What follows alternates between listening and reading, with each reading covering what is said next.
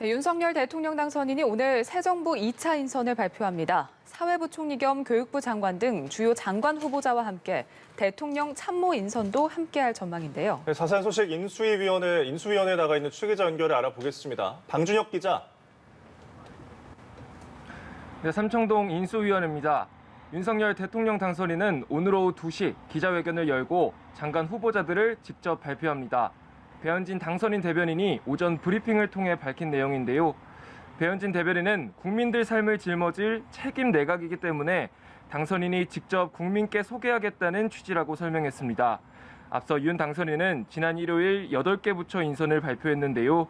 오늘 발표에선 남은 10개 부처 가운데 최소 7개에서 8개 부처의 장관 후보자가 공개될 것으로 보입니다. 외교부 장관에는 박진, 통일부 장관에는 권영세 국민의힘 의원이 내정된 것으로 알려졌습니다. 여기에 초대 대통령 비서실장과 정무수석 등 일부 대통령 비서실 인선도 발표될 전망인데요. 초대 비서실장에는 김대기 전 청와대 정책실장이 내정된 것으로 전해졌습니다. 윤 당선인은 오전 출근길에 능력과 인품을 겸비해서 국민을 잘 모실 수 있는 후보를 뽑는 게 인사 원칙이라고 밝혔습니다.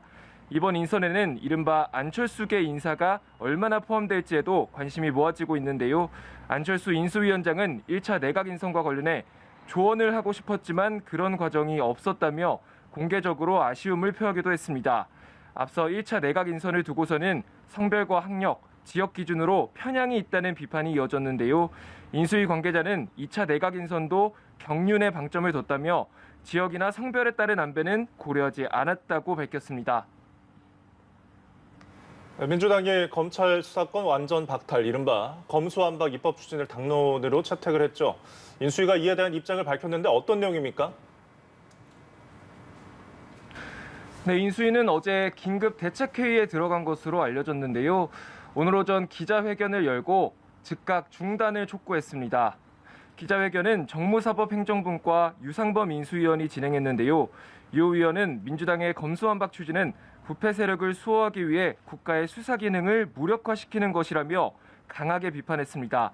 또 검사에게 영장 신청권을 부여한 헌법의 취지에 반하는 헌법 파괴 행위이자 판사의 재판에서 심리권을 제거하는 판심 완박 행위라고 주장했습니다. 특히 검찰 수사권 폐지가 결국 인권 후퇴로 이어질 거라고 강조했는데요. 검사의 수사권을 폐지하면 실체적 진실이 제대로 규명되지 않아도 그대로 기소할 수밖에 없다는 겁니다. 인수위는 또 검수완박은 새 대통령의 국정 운영을 방해하는 행위라며 대선 결과에 대한 불복 행위라고 지적했습니다. 국민의힘 측에서도 강하게 반발하고 있는데요. 권성동 원내대표는 문 대통령에게 입장 표명을 요구했습니다. 지금까지 삼청동 인수위원회에서 연합뉴스TV 방준혁입니다.